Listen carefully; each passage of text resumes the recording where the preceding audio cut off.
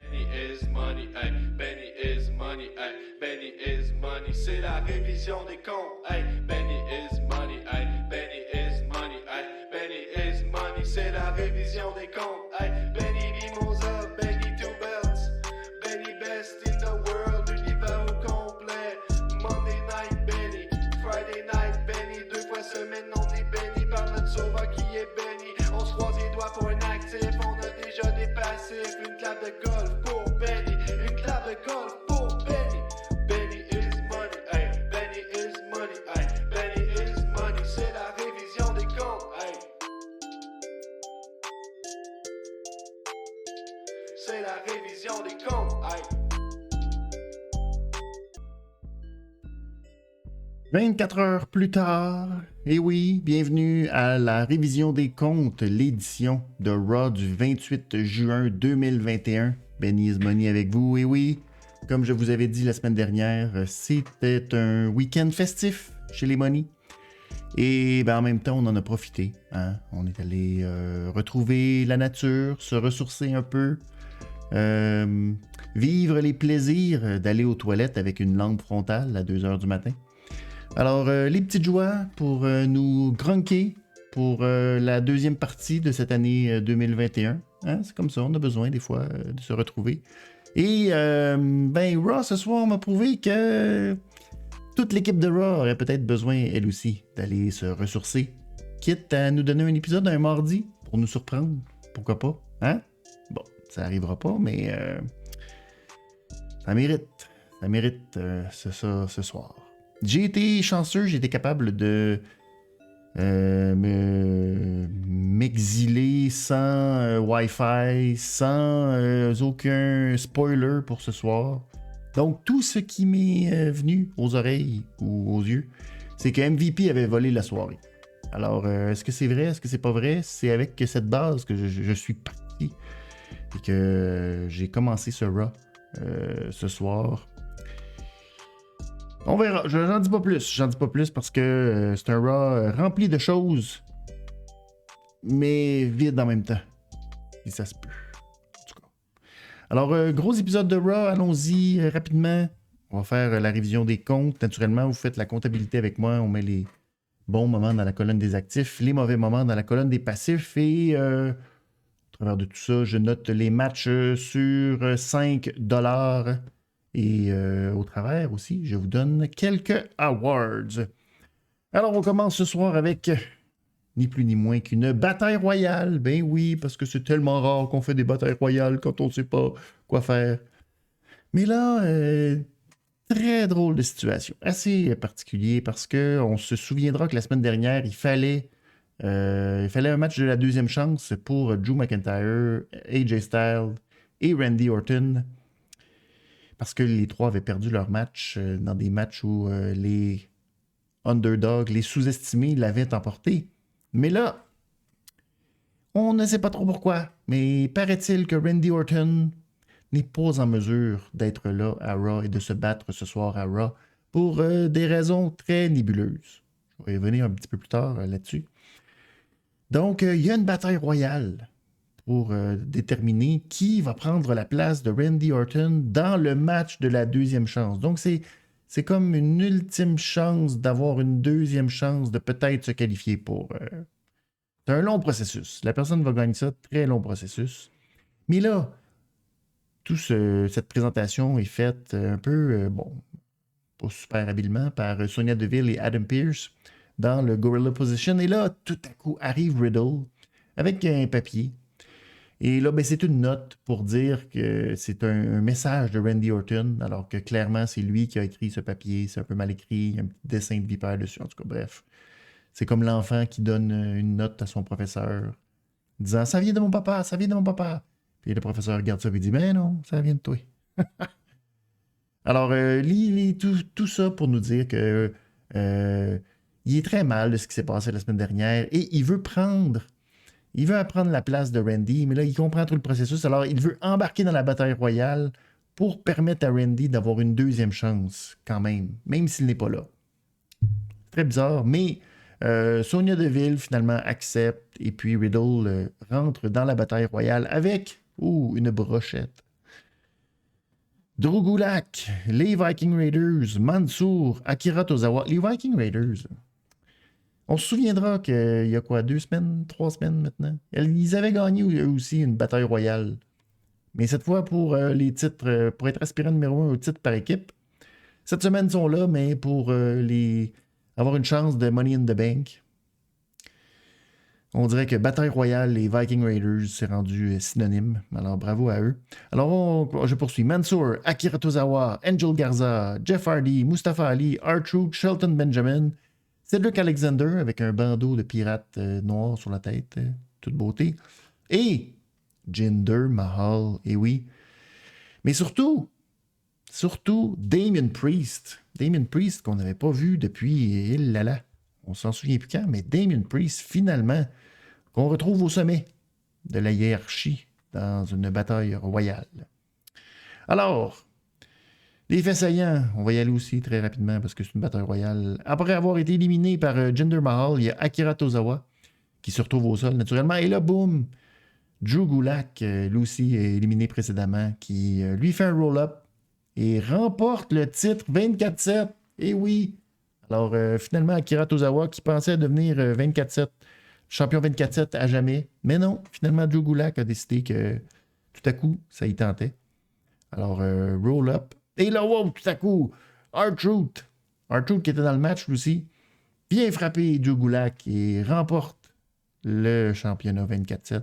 Mais ce n'était que pour que Tozawa puisse faire lui aussi un cannonball et finalement se sauver et conserver son titre. Alors, le retour des folies 24-7. C'est toujours drôle. On s'amuse tellement avec ça.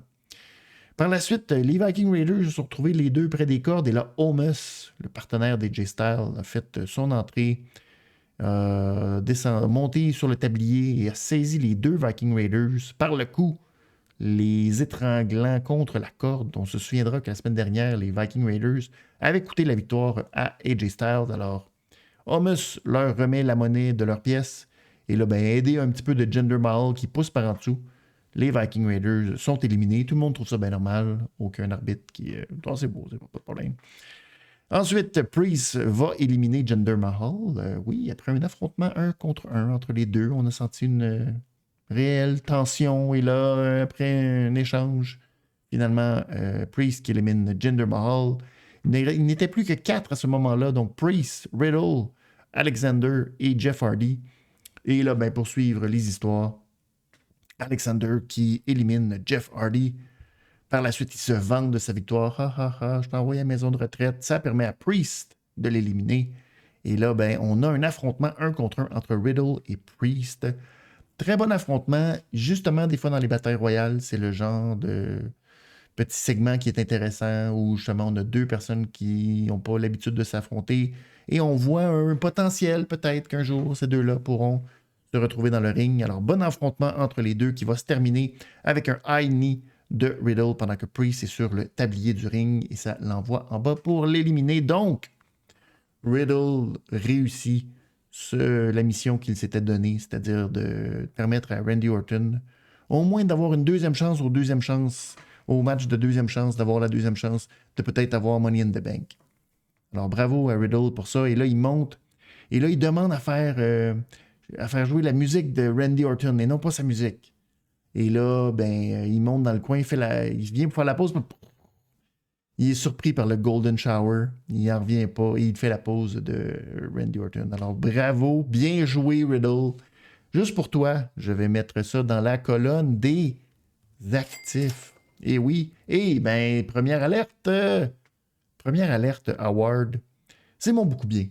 C'est mon beaucoup bien de la soirée. Et je vous lance la question. Vous, Riddle, ça fait presque 1 an maintenant qu'il est sur le main roster. Vous en pensez quoi de Riddle? Son personnage versus son niveau de lutte, qui on dirait, il est comme un low-carder, funny, ridicule dans les segments backstage, mais dans le ring, il se comporte presque comme un potentiel main eventer. Alors, allez commenter, répondez sur YouTube, mettez un petit like si vous voulez à cette vidéo. Et je vous en remercie. Et je vous remercie aussi pour votre feedback, vos commentaires. Mais justement, allez répondre. Et si vous êtes en audio, allez sur le lien vidéo, puis allez répondre à la question. Et vous en pensez quoi de Riddle à ce stade-ci, 1 an plus tard? Et sinon, allez sur le Discord. Allez sur le Discord de C'est juste de la lutte, dans le salon de la révision des comptes. Qu'est-ce que vous en pensez de Riddle, où il en est rendu 1 an plus tard? Je veux savoir vos impressions. Alors, match suivant pour nous faire capoter. Car il ne faut pas oublier que Nikki Cross, elle a maintenant une nouvelle mission. Nikki, la nouvelle presque super-héros, et va changer de nom bientôt. Eh oui. Alors, on a commencé par voir Shayna Baszler qui flippe des cartes. Parce que c'est la Queen of Spades. Puis comme de fait, elle flippe des cartes puis elle tombe sur la Queen of Spades. Oh, c'est subtil. Mais là, pendant qu'elle parlait avec Nia Jax pour lui dire qu'elle va sacrer une volée à Nikki Cross pour se venger de ce qui s'est passé la semaine dernière, on voyait Alexa Bliss en arrière. C'est mystérieux. Et on a vu aussi, juste avant d'aller à la pause, Jackson Ryker qui se sac encore des coups de frappe. Ça, c'est le babyface dans l'histoire avec Elias. Ça va nous... Ah, God. Alors, avant le match de Nikki Cross et Shayna Baszler, il y a eu une petite entrevue d'AJ Styles où il a souligné que quand on n'est pas là, on devrait ne plus avoir d'opportunités. Et là, c'est très particulier. Il a fait comme Randy Orton. Alors, on voulait comme nous dire que Randy Orton avait manqué l'émission. Puis là, je me suis dit, OK, moi, je suis 24 heures plus tard, alors je vais aller voir sur les dirt sheets, les internets, qu'est-ce qui se passe avec Randy Orton. Zéro information. Personne ne sait ce qui est arrivé à Randy Orton. Come on. Il y a quelqu'un qui doit savoir quelque part. Aucune information, alors c'est de toute beauté. On est confus. Les dernières notes de Randy Orton sur son Twitter, il souhaitait bonne chance aux Bollywood Boys. Eux qui avaient été relâchés la semaine dernière. Il était comme, let's go, je suis sûr qu'on va se revoir. Bonne chance. C'est tout ce qu'on sait de Randy Orton. Alors, c'est très suspect. J'espère qu'on aura des nouvelles cette semaine. Hein? Pauvre Randy. Alors, Nikki Cross face à Shayna Baszler. Nikki qui, cette semaine, encore une fois, toujours habillée avec son suit de super-héros à la papillon. Mais cette fois, dans son masque, elle a oublié de mettre son maquillage bleu. Je ne sais pas si ça est allé trop vite ou si ça y tentait plus. Mais pas de maquillage bleu sous ses yeux de papillon. Alors, elle se nomme maintenant Ash. Elle va s'appeler Nikki Ash, j'ai l'impression. Là, on était très confus sur c'est-tu Nikki Cross, Nikki Ash. Mais là, elle s'est considérée comme Nikki Ash, almost superhero. Alors, Baron Saxon, lui, elle n'arrêtait pas de dire Nikki Ash. Les autres disaient Nikki Cross, son petit prompter, elle avait un petit truc de super-héros là, pour nous la présenter. Ça disait encore Nikki Cross, mais là, est-ce que ce sera Nikki Ash, un penchant super-héros? Peut-être. On est tellement investis dans ça parce que ils nous la vendent comme si là, Nikki Cross était sur une séquence incroyable de victoires. Alors qu'on sait qu'elle gagne toujours des matchs un peu de façon ridicule. Et toujours avec de la controverse. Et toujours avec... En tout cas... Il va falloir qu'elle turn heel pour que ça marche, ce personnage-là. Mais là, elle essaie de dire à quel point, quand on veut, puis qu'on peut rechercher son essence intérieure, puis se motiver à... Ça va nous permettre de... Puis elle gagne toujours par distraction. Ou personne qui oublie c'est quoi les règles du match. Alors, comme de fait, Shayna va dominer largement ce match. C'est avec une volée à Nikki Cross, mais il y a eu une distraction, et oui, d'Alexa Bliss qui est venue, alors que Nikki Cross a réussi à pousser Shayna en bas du ring vers ses comparses Nia Jax et Reggie. Mais là, la distraction a fait en sorte que c'est Alexa Bliss qui est sortie, et ça a fait en sorte que Nikki a pu se lancer du tablier, ou à peu près, pour faire un crossbody sur tout le beau monde en Nia Jax, Reggie et Shayna. Mais au retour, ça n'a rien changé. Shayna a continué, le massacre a continué. Et là, Alexa Bliss s'est dirigée tranquillement vers Nia Jax. Commencé l'hypnose, mais là, Reggie est arrivé pour empêcher l'hypnose. Alors, Nia Jax a sacré un bon coup de pied. Non, pas Nia Jax, pardon. Alexa a sacré un bon coup de pied dans le genou à Nia Jax pour l'éliminer complètement. Et ensuite, elle s'est virée par en arrière, puis bang! Coup de talon dans la fourche de ce pauvre Reggie. Et là, ben, elle est repartie. Elle a sacré son camp.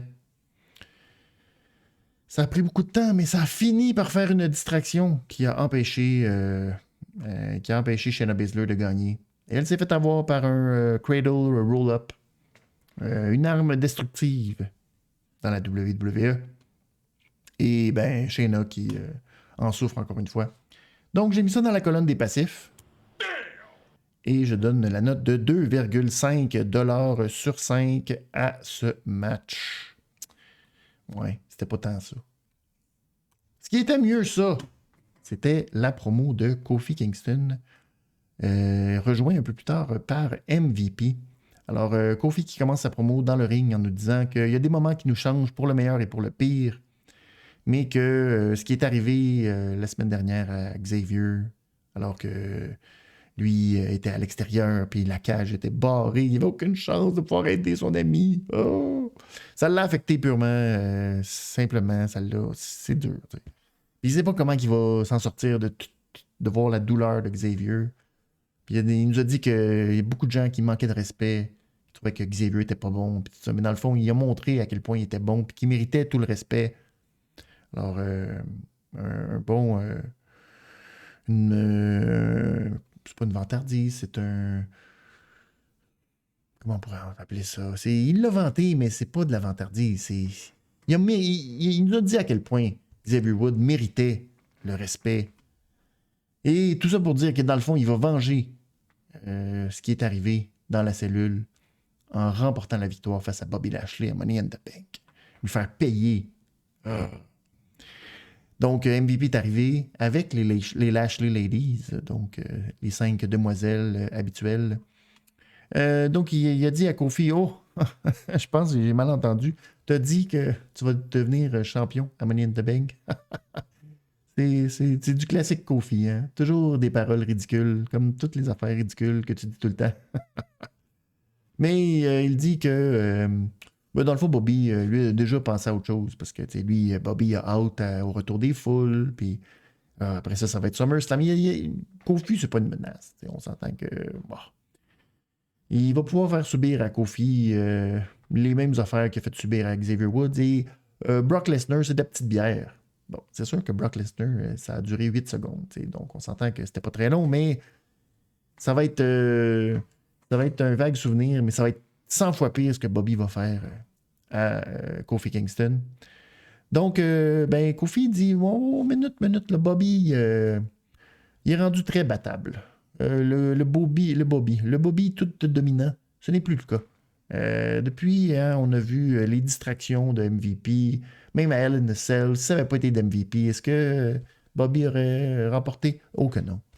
Alors que le seul qui l'a battu, c'est Kofi Kingston. Alors Kofi est très confiant parce qu'il pense que c'est le moment de battre Bobby. Et il dit, Bobby est en train de s'en aller vers le bas, il s'en vient te ressembler, MVP. Quelqu'un qui essaie de profiter de ce qui se passe, mais qui dans le fond est sur le bord de tout perdre. Alors, MVP réplique en disant que non, Bobby, là, il est dans la pente ascendante. Et tout le travail qu'il a fait depuis leur union entre MVP et Bobby, c'est maintenant qu'il récolte les fruits. Et Kofi va répliquer, moi, j'ai travaillé toute ma vie pour arriver à être champion, puis j'ai pris mon titre, puis je l'ai amené partout dans le monde pour montrer à quel point, quand tu rêves, tu peux y arriver. Et là, ça a fait en sorte que MVP a répliqué que oui, c'est ça, vous êtes super optimiste, puis Kofi, t'es allé te montrer ton ego là, au Ghana pour montrer que check comment t'es bon, tu sais.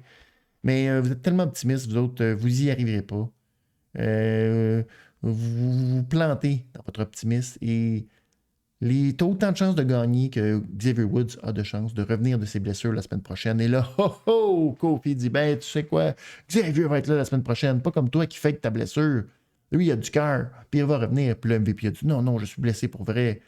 Puis là, Kofi n'était pas content. Fait qu'il est descendu en bas du ring, puis il a sacré un Trouble in Paradise à MVP pour lui dire, t'es même pas blessé, mon maudit. Très bonne promo entre les deux, c'est le fun. On s'est bien amusé.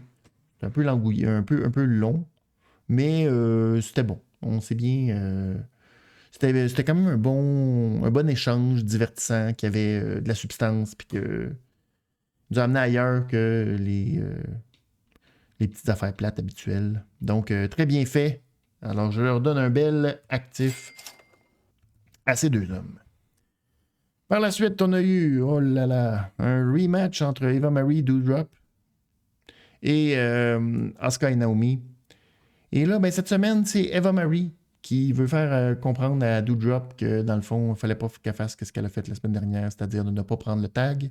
Alors, elle ne prend pas le tag. Alors que Doudrop est en train de souffrir le martyre d'un Asuka Lock. Alors, elle ne lui donne pas le tag. Alors, Doudrop, ça la choque tellement qu'elle plante Asuka, plante Naomi et fait un crossbody à Asuka pour la victoire. Pif, paf, pouf. Ah! 2,5$ sur 5. Et naturellement, je mets ça dans la colonne des passifs. Match suivant, nous avons Ricochet face à John Morrison, des gagnants de la semaine dernière, qui s'affrontent parce que c'est des gagnants.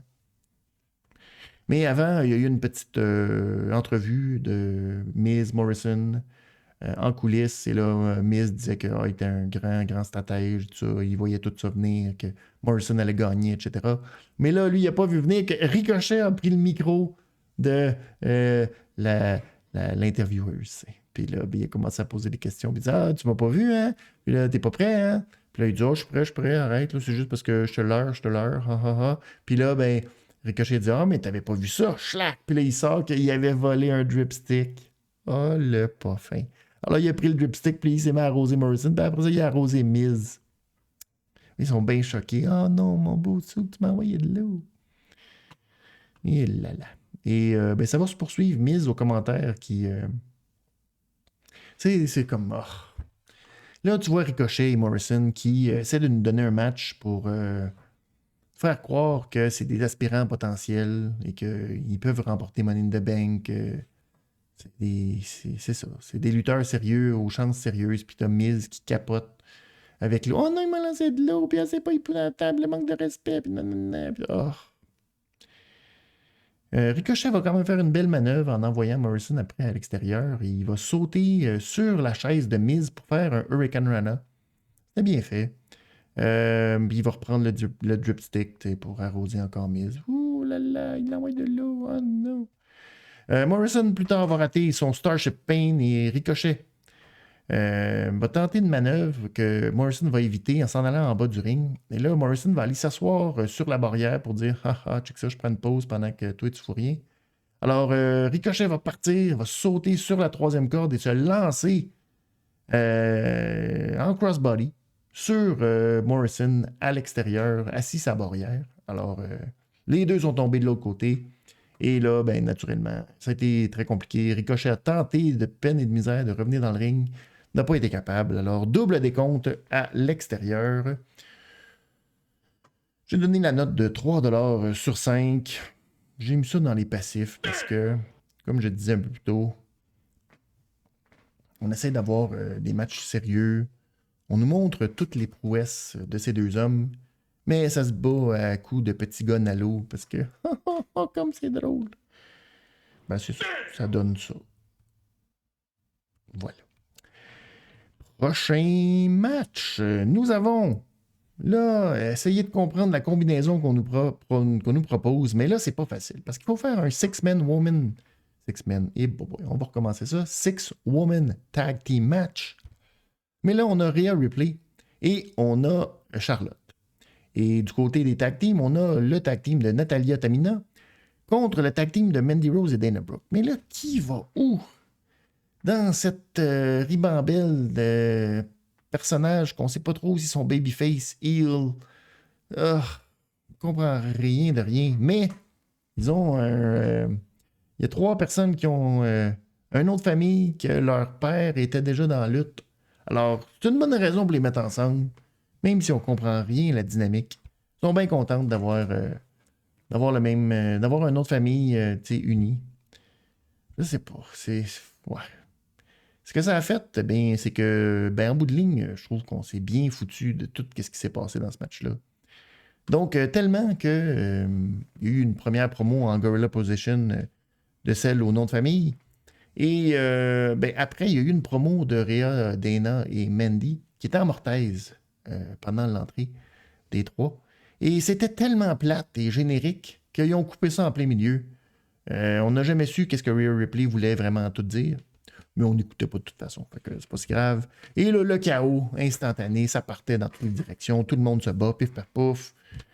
Finalement, ça, c'était juste pour nous amener à la pause. Au retour, ben, on pensait que ça irait bien, mais pas tant, parce que dès le départ, on a vu Mandy qui a tenté un running knee à Natalia, et puis Natalia, elle a comme oublié qu'il fallait qu'elle esquive le coup.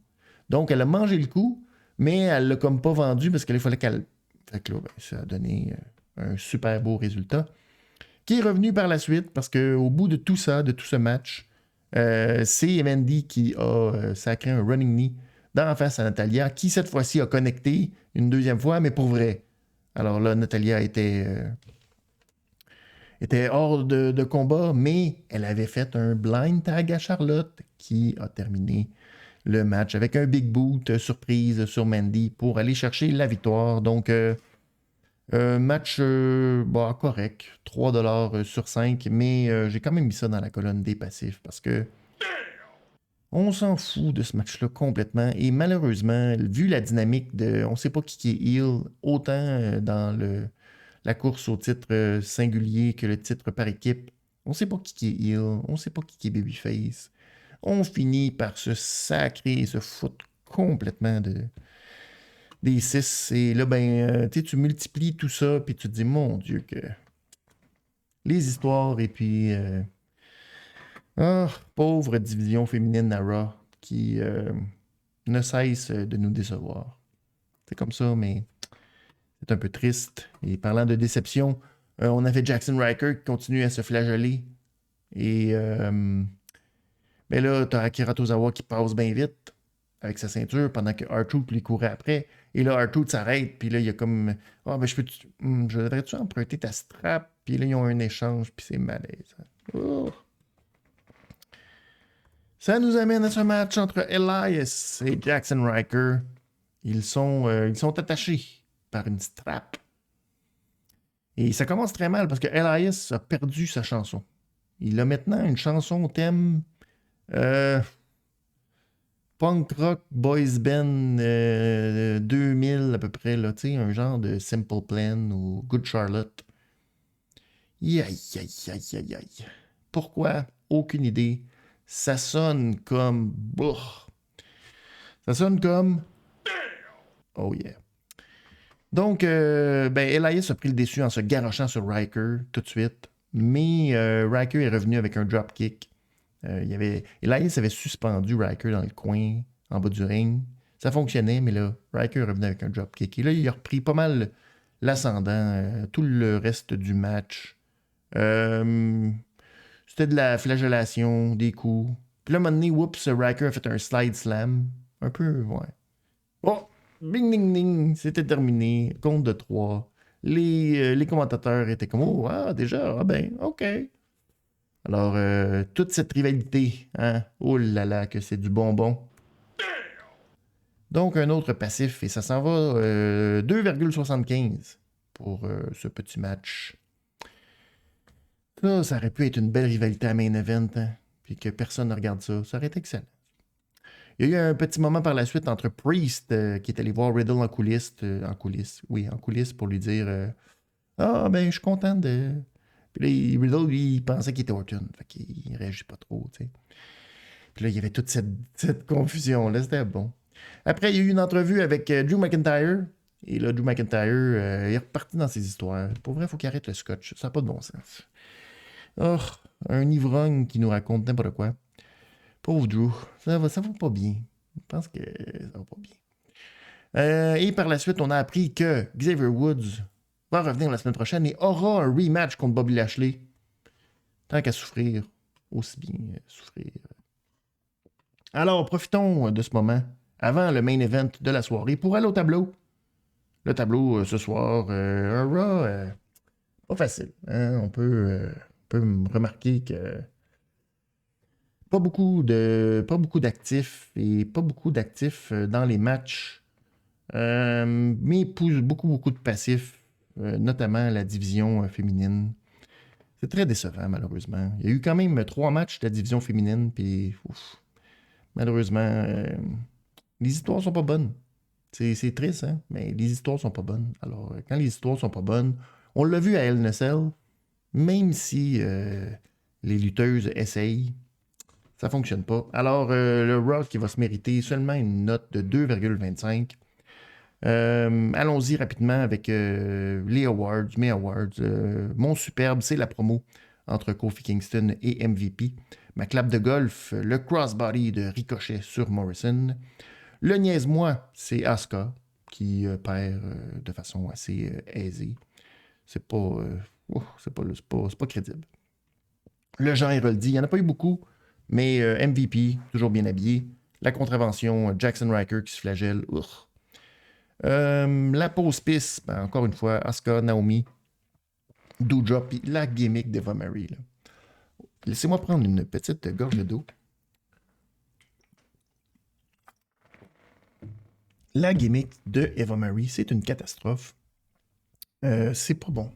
Il n'y a pas personne qui s'intéresse encore à ça. Je peux pas croire. Le beaucoup bien, c'est Riddle, qui, à mon sens, donne toujours des bons matchs, puis au moins il rend des segments intéressants. Et la grosse nouille, Elias, qui perd sa chanson, perd ses matchs, perd toute crédibilité. Ça va où, Elias? On sait pas trop. Mais tout ça nous amène au dernier match de la soirée.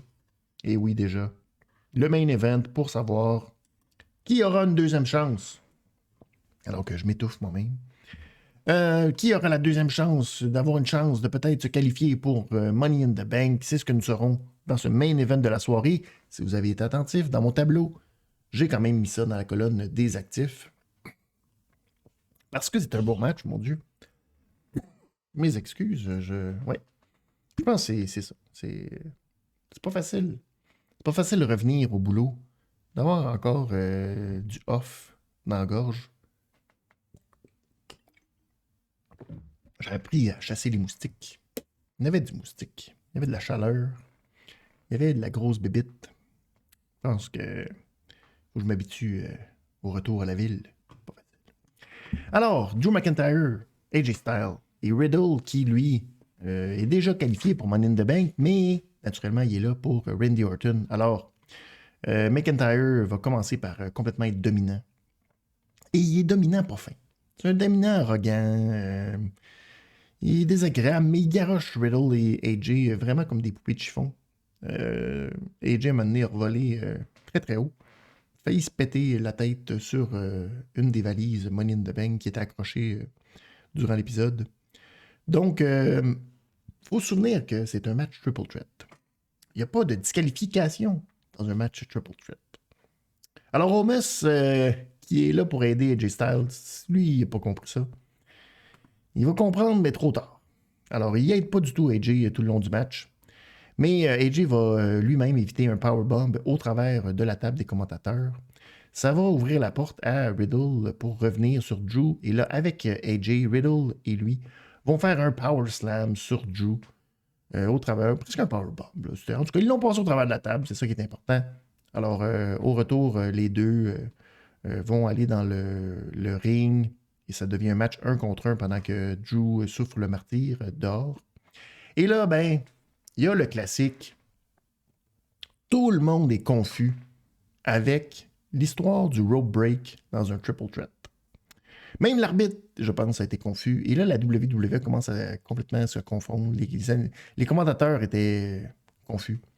Alors là, il y a eu un rope break parce que AJ a appliqué le calf crusher sur Riddle.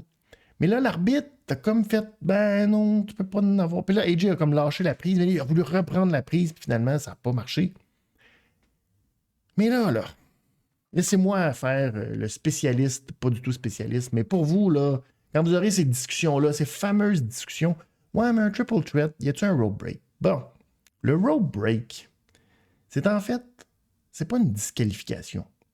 Le rope break, c'est que c'est la personne qui subit la soumission. C'est comme si elle sortait du ring. Donc, quand elle va chercher une corde, c'est comme si elle sortait du ring. Donc, c'est pas une disqualification. C'est que même dans un triple threat, si c'est pas false count anywhere, ben si tu pognes une corde, c'est comme si tu sortais du ring. Donc, il devrait pas y avoir de soumission. Puis c'est pas une disqualification, le rope break. Alors, ils sont tous confus avec ça, je pense. Ils comprennent pas le principe du rope break versus la disqualification, etc. Donc, ben c'est ça. Mais tu sais, ça veut pas dire que...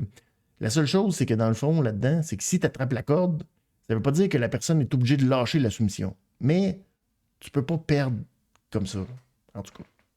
Bref, je sais pas si ça vous a éclairé, mais il y a eu beaucoup de difficultés avec cette règle-là pour les commentateurs et l'arbitre, mais en tout cas, c'était confus. Bref, ils nous ont pas aidés. Donc, un peu plus tard, Riddle a fait le Draping DDT sur AJ et là, il est devenu en mode vipère. Mais naturellement, comme on a vu la semaine passée, ça fonctionne pas d'essayer d'être une vipère. Riddle devrait se concentrer à être lui-même. C'est ça, dans le fond, l'histoire. Mais Riddle, il est tellement subjugué par être Randy Orton. Mais là, il a réussi. En fait, Riddle s'est fait contrer, justement, son RKO. Par AJ qui lui a fait une espèce de souplesse que Corey Graves a appelé un presque Burning Hammer. Il n'a obtenu qu'un compte de 2. Et là, ben, Drew McIntyre est revenu. Il ressort. Il a rené, en tout cas. Il est revenu de ses cendres. C'est ça. Tel un phénix. Hey, ça a été long de me rendre jusque-là. Donc là, il est allé dans le coin à un moment donné sur Riddle. Il s'est mis à faire le moulin avant avec ses bras. C'est de toute beauté, ça. Donc, lui aussi s'est installé peut-être un peu pour se moquer de Riddle, comme une vipère. Mais il a complètement raté le Claymore, ou en tout cas, on a l'impression qu'il a raté le Claymore, parce que ça aussi, c'était pas clair. Il s'est retrouvé en bas du ring. Riddle est revenu avec des penalty kicks à partir du tablier sur AJ, sur Drew, un double moonsault, où il a un corkscrew, où il a frappé AJ et McIntyre. Mais là, AJ était comme à côté sur les marches, sur l'escalier. Alors, Riddle est arrivé à toute vitesse pour un coup de pied, mais AJ s'est tassé. Et Riddle s'est cassé le pied solide. Alors là, l'arbitre est allé voir. Il dit, qu'est-ce qui sort? Non, Riddle, qu'est-ce que t'as fait? Qu'est-ce que t'as fait? On est allé chercher les soigneurs. On est revenu avec... Donc, on a sorti Riddle du match. Donc, le match s'est poursuivi entre... AJ Styles et Drew McIntyre. Et il y a eu un Michinoku Driver de McIntyre, seulement un compte de 2. Calf Crusher de AJ sur Drew McIntyre. Finalement, Riddle est revenu. Même s'il avait le pied cassé, ils ont mis du tape et tout, il est revenu dans le match. Et là, il a appliqué son Bro Mission à AJ. Finalement, AJ s'en est sorti, mais Riddle, sorti de nulle part, a appliqué le RKO pour le 1, 2. Non, finalement, Omos. Vous vous souvenez, il y avait la règle du... Il a oublié. Fait que là, il a sorti AJ du ring. Mais là, Drew est arrivé de l'autre côté, puis bang, Claymore, pouf, 1, 2, 3. Omos n'a pas aidé AJ Styles tant que ça, finalement. Alors, j'ai donné à ce match la note de 3,5 sur 5. Quand même un bon triple threat match. Et j'ai mis ça dans la colonne des actifs. Mais ça va m'amener à ma prédiction nostradanique pour la prochaine semaine. Qu'est-ce qui se passe avec le Pro Drew?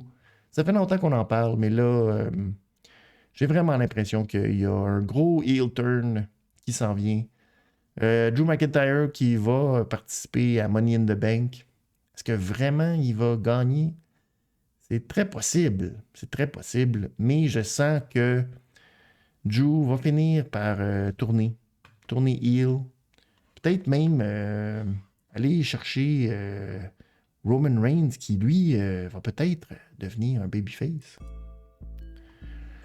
Tout ça m'attriste. Tout ça m'attriste, mais on dirait que c'est le chemin qui s'ouvre pour Drew McIntyre de devenir un parfum avec la foule, puis là, on va redonner à Roman le rôle du gentil champion.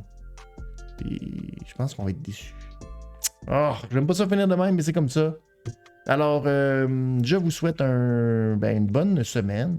Et si vous voulez rattraper l'épisode de SmackDown de vendredi, vous pouvez le faire sur YouTube et sur toutes les plateformes de podcast à la révision des comptes de la lutte. Faut être prêt parce que Edge, qui a fait son grand retour vendredi, va confronter Roman Reigns. Et on va préparer leur affrontement à Money in the Bank. Donc, passez une bonne semaine tout le monde. On se revoit vendredi en direct cette fois. Donc, allez vous abonner à la page YouTube et cliquez sur toutes les notifications pour être là en direct avec moi à 22h15 après SmackDown. Bonne semaine et à vendredi.